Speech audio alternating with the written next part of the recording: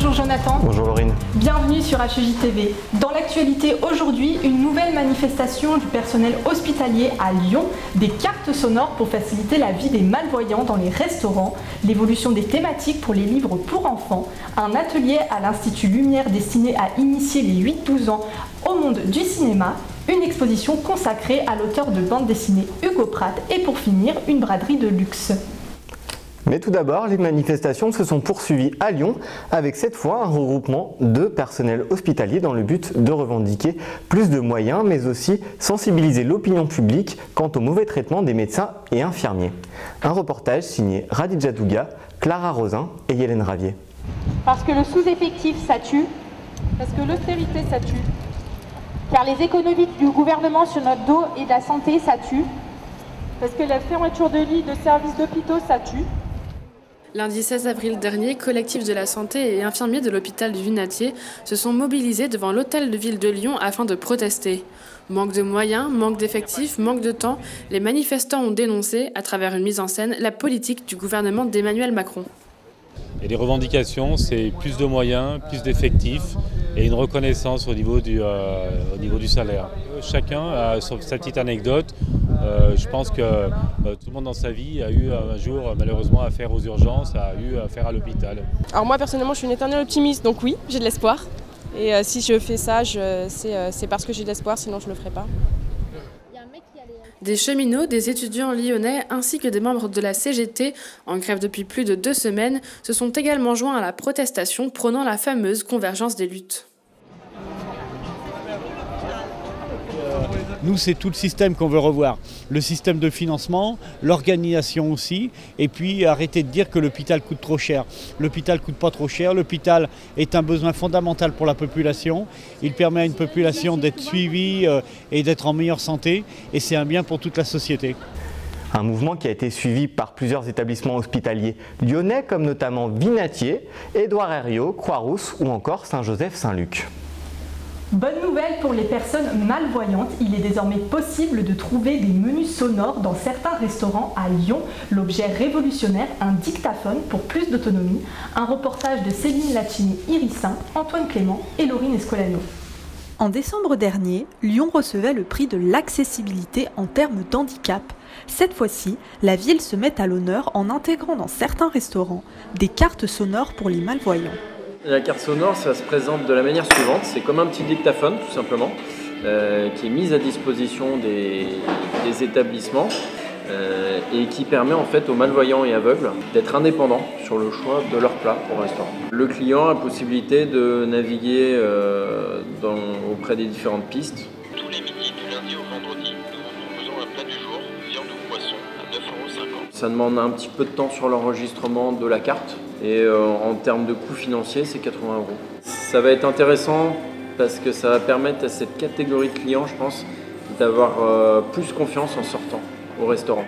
Un concept testé par Aboubacar, stagiaire à l'association Valentin AUI. Il m'arrive d'aller au restaurant pratiquement 3 à 4 fois par mois. Et à chaque fois que j'y vais, si j'ai la chance d'y aller avec des amis, je leur demande de me lire la carte. Le fait de pouvoir aller au restaurant tout seul, d'écouter un menu à l'aide d'un dictaphone, pour moi c'est un gage certain d'une autonomie. Je me suis dit, c'est con que personne n'y ait pensé depuis tout ce temps. Belle initiative et donc chapeau aux initiateurs. Si à Lyon, seuls 6 restaurants possèdent des cartes sonores, de plus en plus de restaurateurs se disent prêts à s'équiper. A noter que 120 restaurants sont déjà équipés de cartes sonores dans toute la France. Autre temps, autre mœurs, c'est en tout cas ce qu'il est possible de constater avec certains livres pour enfants qui peuvent traiter de sujets parfois lourds, tout avec une certaine légèreté. Adrien Guigues et Jonathan Arcelier se sont penchés sur cette évolution. Dans les rayons jeunesse des librairies, les histoires pour petits garçons et petites filles ont bien changé. Aujourd'hui, on y parle des inquiétudes, des peurs, de la sexualité et des ethnies, entre autres. Loin des clichés de princes et princesses, ces nouveaux récits prennent forme pour arriver dans les mains de nos chères têtes blondes, comme ici, entre les murs de la librairie, La Voix au chapitre. Ces clichés, ils sont quand même toujours là, mais après, je pense qu'au niveau de la création, au niveau des auteurs et des éditeurs, de plus en plus, ils cherchent à dépasser ces clichés. L'École des loisirs, qui est un éditeur de référence, il a sorti il y a un an un petit roman qui s'appelle Georges, qui est traduit de l'anglais, qui raconte l'histoire d'un petit garçon Georges qui se sent petite fille au fond de lui. Ça va parler peut-être à certains enfants, parce que peut-être de plus en plus c'est des enfants qui osent se poser cette question, parce qu'avant c'était complètement tabou. Je pense que les parents aussi, de plus en plus, ils sont exigeants, parce que quand les enfants sont en demande d'histoire, qu'il faut dire des histoires tous les soirs, il y a des parents qui sont là, oh là là, choupi, j'en peux plus quoi. Donc il faut qu'ils s'amusent aussi. Ici à Lyon, on a un grand vivier d'illustrateurs jeunesse, illustrateurs, d'auteurs, d'autrices. C'est encore plus agréable de défendre un livre, de proposer un livre en disant l'auteur est lyonnais. Entre modernité et vieux récits, chacun trouve son compte, de la plus tendre enfance jusqu'à l'âge adulte. Les livres ont encore beaucoup à apprendre aux enfants et à leurs parents. Une occasion parfaite pour essayer de sensibiliser dès le plus jeune âge au sujet d'actualité.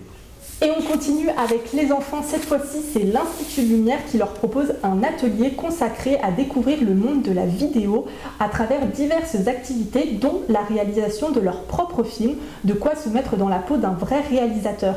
Un reportage de Radija Douga, Clara Rosin et Hélène Ravier. Tous les lundis, mardis et jeudis, l'Institut Lumière propose une initiation à la pratique vidéo pour les enfants.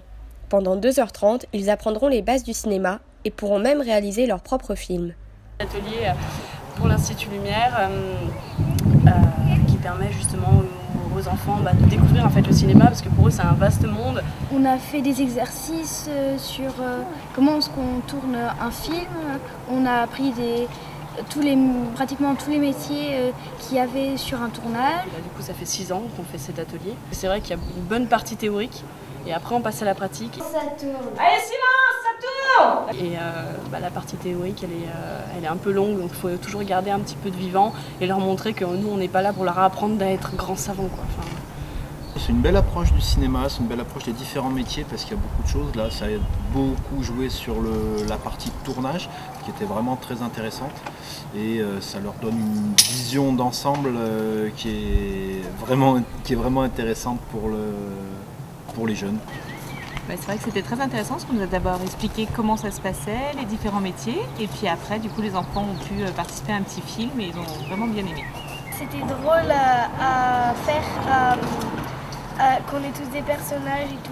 C'est super enrichissant de parler avec de travailler avec des enfants, parce que nous on a un petit peu, quand on devient adulte on regrette un petit peu cette période enfantine, puis là j'ai l'impression qu'à chaque fois ils redécouvrent, et à chaque fois qu'ils découvrent le film, ils sont comme des dingues. Moi j'ai tout aimé, tout était super bien. Un reportage que les enfants pourront évidemment ramener chez eux. Pour la première fois, Hugo Pratt fait l'objet d'une exposition au musée des Confluences. Les visiteurs pourront admirer ses dessins, mais aussi des pièces d'ethnographie pour souligner la richesse visuelle du créateur de Corto Maltese. Axel Villamo, Adrien Guigues et Jonathan Arcelier.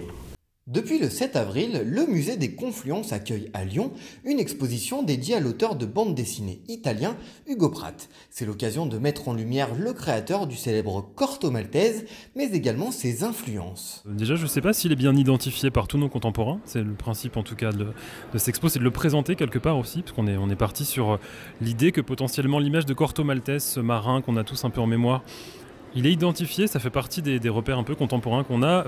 Hugo Pratt, c'est un peu différent. C'est quelque part quelque chose un peu plus pour les initiés, en tout cas les amateurs de BD déjà, à première vue. Donc Hugo Pratt, dans l'art d'aujourd'hui, je dirais qu'il a ce côté intemporel qu'on découvre dans l'exposition. Il a fait venir dans ses histoires, dans ses aventures, dans ses dessins, énormément d'objets, énormément d'inspiration réelle, souvent d'inspiration ethnographique, et c'est ce que nous, on a en partie dans nos collections.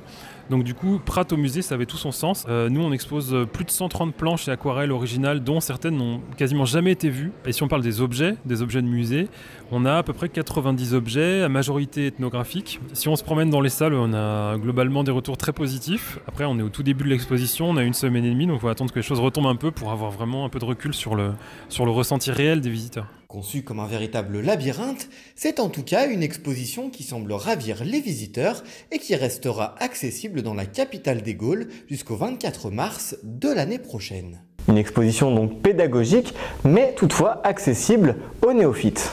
Les amatrices de shopping seront ravies. La start-up Dress in the City a ouvert un entrepôt consacré à la vente de vêtements et d'accessoires de luxe à Vèze. C'est le concept du vide dressing, mais ici on y trouve des vêtements de marque à plus petit prix. Laurine Escolano, Céline Lacini, Irissin et Antoine Clément. Chanel, Dior, Céline, Sandro, des marques que certaines consommatrices n'envisagent pas dans leur dressing, mais ça, c'était avant le nouveau showroom lyonnais Dress in the City, ou peut-être l'avenir des bons plans shopping de luxe.